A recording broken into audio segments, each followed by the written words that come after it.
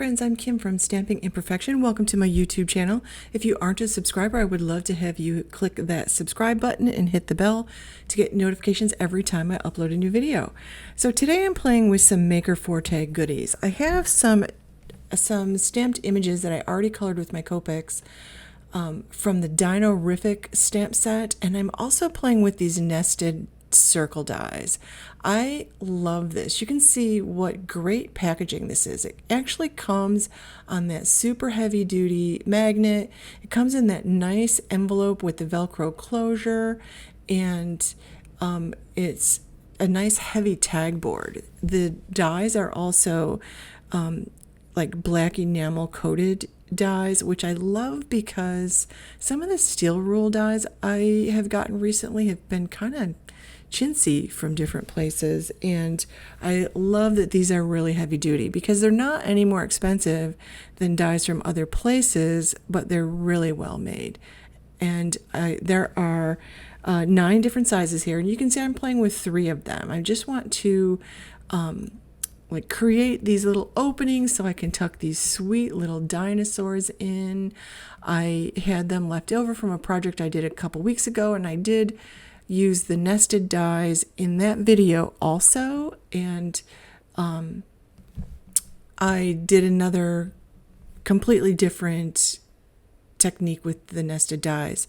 So I went ahead and cut out the little dinosaurs I didn't have cut out. I did go ahead and send that that little card front piece through my die cutting machine, and I cut out those 3 circles, and I pulled out some, like, this is like a vanilla colored cardstock. These are pre-cut pieces that I have in my stash from previous card kits, and as you can see I'm using dark chocolate card bases here. They're cut at 4 1/4 by 11, and I scored and folded them at 5 1/2, and I used my Score Buddy and my really nice Teflon bone folder from Maker Forte to do that.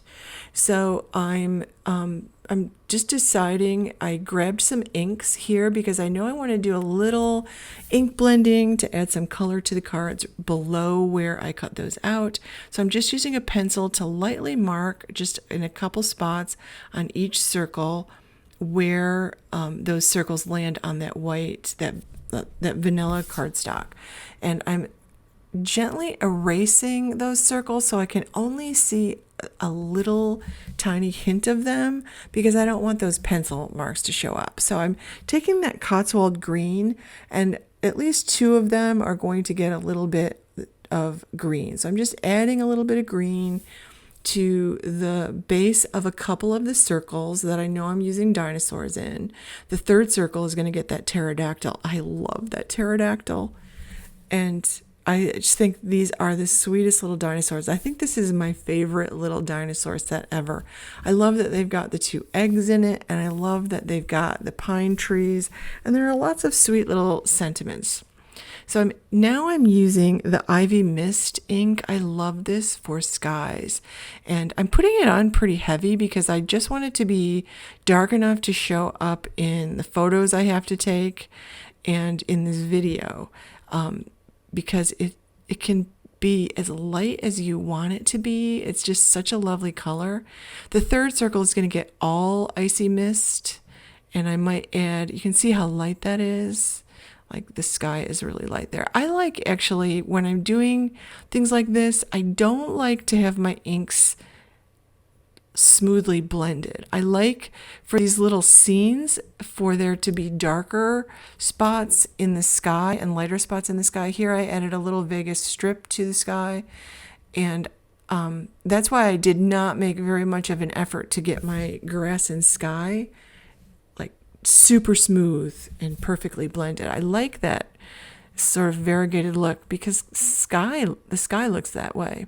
So now I'm just going to, I should have actually glued this top piece down. It ended up working out all right, but I was just kind of tucking things in, and I realized I want them peeking out a little bit, so I'm going to have a couple things that actually stick out or are partially on top of those circles and partially below the circles.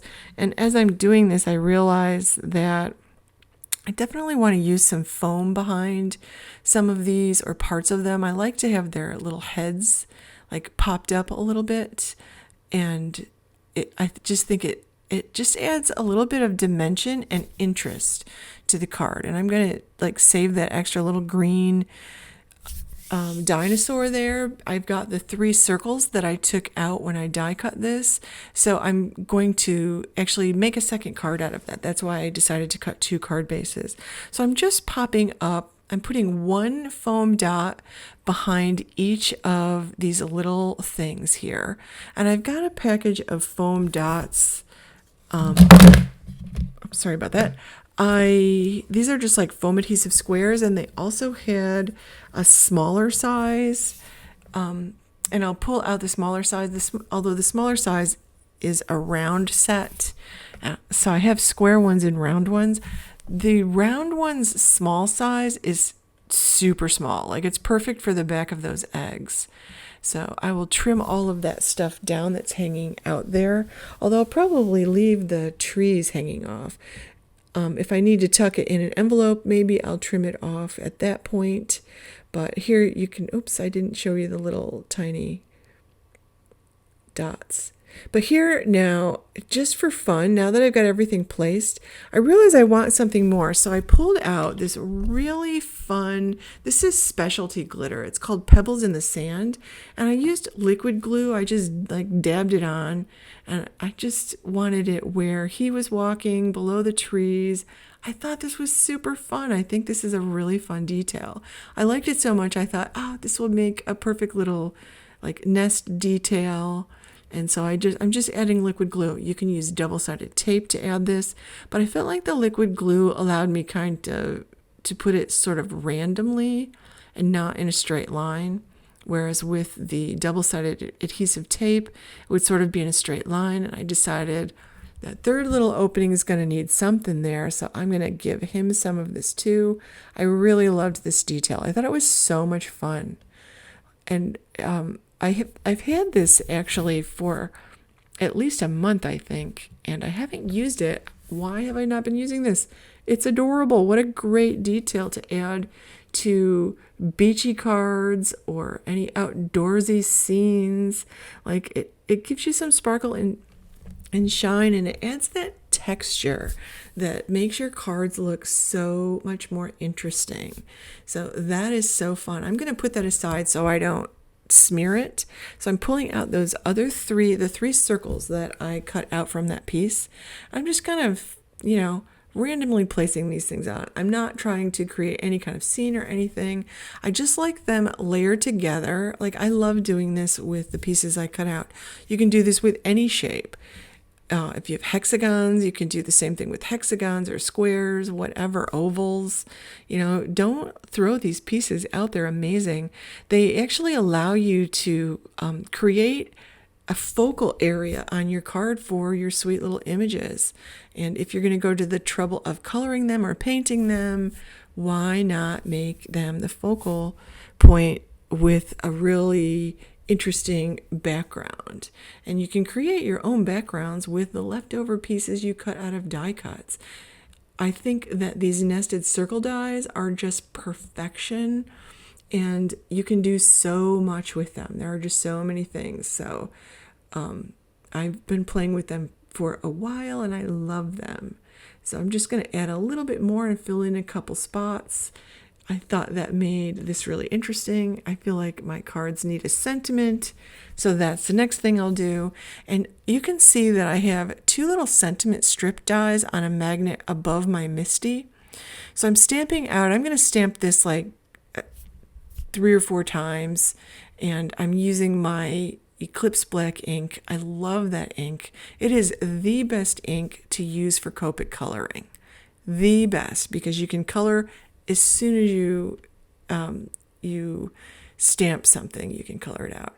So I keep these on my desk all the time, and I think that I got them, like I have a couple of sentiment sets, but these are the ones I use all the time, so I just keep them on my desk. I have a little tiny die cutter that I use on my desk as well, and those circle dies are always going to be on my desk. I have a very small craft desk.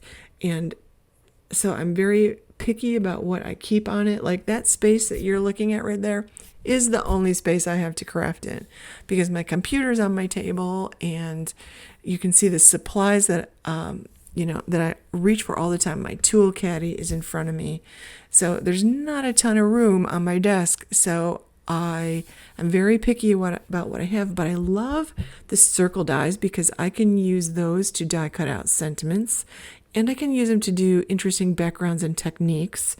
And frames, I can create frames as well. But I love having some sentiment strip dies, and these came in other die sets that I've had a long time. So I just pulled them out because I don't use the other parts of those particular die sets. These things I do. And my sentiments are straighter now thanks to these little sentiment dies. So they're a lovely thing to have. But the circle dies as well, because sometimes when you have a bigger sentiment, you can't cut it out with a sentiment strip, or you don't want to make it a rectangle. So I love having the circle dies to do just that. And I will put links to all of the stuff below.